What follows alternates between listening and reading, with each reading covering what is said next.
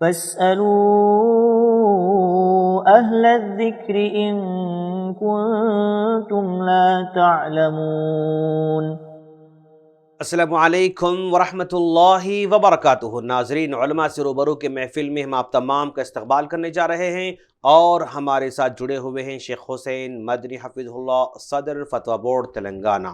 شیخ، جب حج کا موسم آتا ہے تو اللہ تبارک و تعالیٰ بہت سارے لوگوں کو حج کی توفیق دیتا ہے، ان کو مالی استطاعت دیتا ہے، حالات سازگار بنا دیتا ہے۔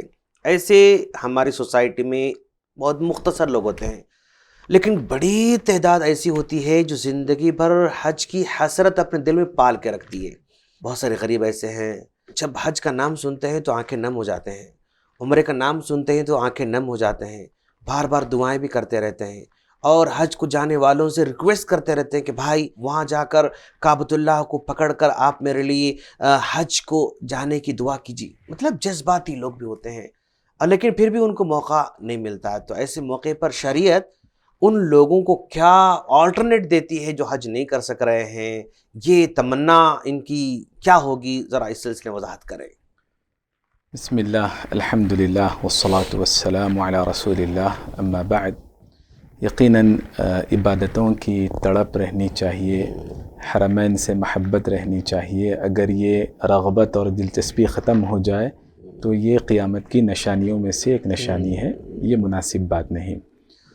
جو افراد آزردہ رہتے ہیں، جن کو سعادت نصیب نہیں ہوتی یا ہو چکی بار بار نصیب نہیں ہوتی، اگر کوئی اجر و ثواب کے کام جن پر شریعت نے حج جیسی یا عمرے جیسی فضیلتیں بتائی ہیں، ان کاموں کی جانب اگر توجہ دیں، اور وہ الحمدللہ ایسے کام ہیں جن پر کچھ خرچ بھی نہیں ہوتا اور جن کے لیے زیادہ وقت بھی نہیں لگتا، نہ جسمانی زیادہ تھکان ہوتی ہے، ایسے کاموں کی طرف اگر توجہ دیں تو انشاءاللہ وہ روزانہ ایک سے زائد حج اور عمرے کا اجر حاصل کر سکتے ہیں۔ تقریباً 74 ایسے کام علماء نے بتائے ہیں جن پر حج اور عمرے کی فضیلت کا ثواب ہے۔ 74 ماشاءاللہ۔ لیکن سند کے اعتبار سے زیادہ قریب ترین اور درست ترین باتیں وہ اتنی زیادہ مقدار میں نہیں ہے۔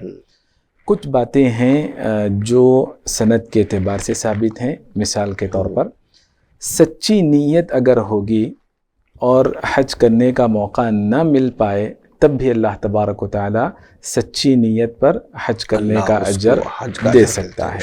جو بے چینی، جو تڑپ، جو فکر وغیرہ، یہ ساری چیزوں پر۔ دوسرا کام، اگر کوئی حج کرنے کے موقف میں نہیں لیکن صاحب حیثیت ہے تو وہ کسی کا بندوبست کر دے، انتظامات کر دے، اخراجات وغیرہ، تو اس کو بھی حج کرنے کے برابر اجر ملے گا۔ تیسرا کام، اگر کوئی آدمی حج پر گیا ہوا ہے لیکن اس کے غیاب میں اس کے گھرانے کی اگر خدمت کر دے، بیوی بچوں کا خیال وغیرہ جو بھی ضروریات ہیں، تو ایسی خدمت پر اللہ تبارک و تعالی حج کرنے کا اسے اجر دے گا۔ چوتھا کام، اگر رمضان میں کسی کو عمرہ کرنے کا موقع ملے تو اللہ کے نبی صلی اللہ علیہ وسلم کے ساتھ حج کرنے کا اسے اجر مل سکتا ہے۔ پانچواں کام، اگر کوئی مدینے میں ہے، مسجد قباء میں اپنے پاس سے گھر سے وضو کر کے مسجد قباء جائے، ایک نماز ادا کرے تو ایک عمرہ کرنے کا اسے اجر مل سکتا ہے۔ چھٹا کام، والدین کے ساتھ حسن سلوک کرنا۔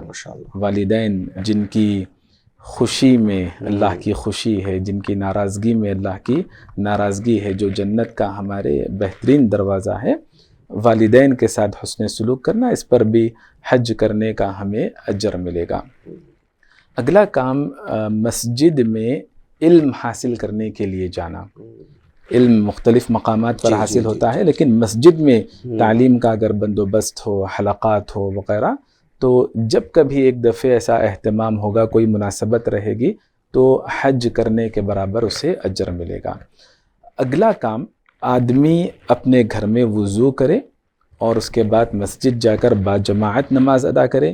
باجماعت ادا ہونے والی ہر فرض نماز پر اللہ تبارک و تعالی حج کرنے کا اجر دے گا۔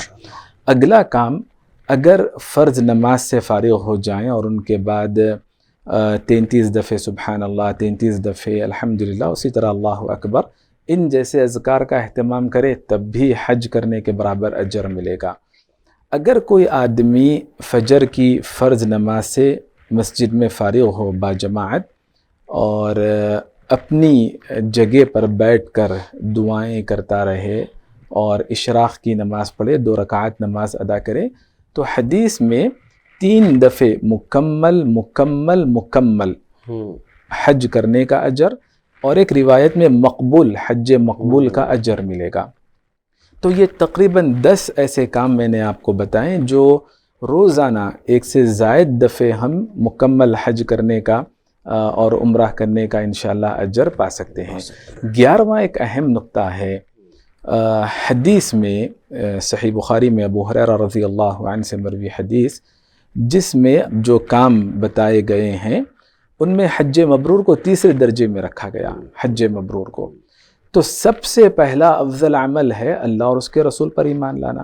اگر کسی کو حج مبرور کا موقع نہیں ملا، وہ ایمانیات کا درس لیں، توحید کا درس لیں، عقیدے کا علم حاصل کریں کہ اللہ پر ایمان کیسے ہونا چاہیے، توحید کی کتنی قسمیں ہیں، اور اسی طرح رسولوں پر کیسے ایمان ہونا چاہیے وغیرہ۔